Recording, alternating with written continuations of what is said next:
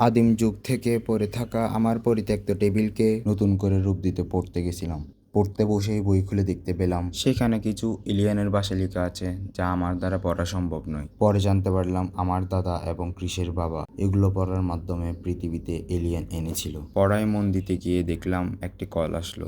মোবাইলটি কানে নিয়ে হাতে দিতেই বলল আমাকে পড়াকে মন দেওয়া লাগবে না, আমার মন আরেকজন নিয়ে গেছে। আমার মন যে চুরি করেছে তাকে খোঁজার জন্য সবাই বের হচ্ছে, তাই আমি খুশি হয়ে গেলাম।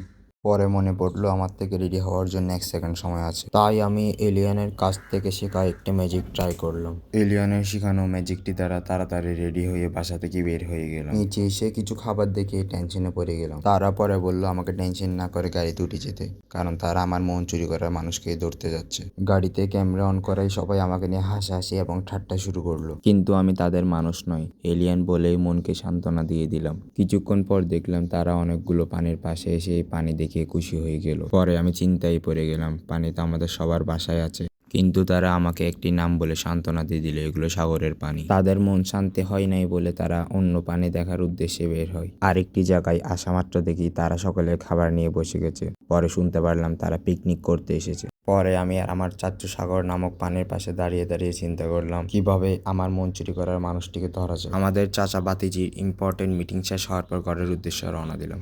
রাত হয়ে যাওয়ায় আর কোনো কিছু চিন্তা না করে ঘরে গিয়ে মাত্র ঘুমিয়ে গেলাম।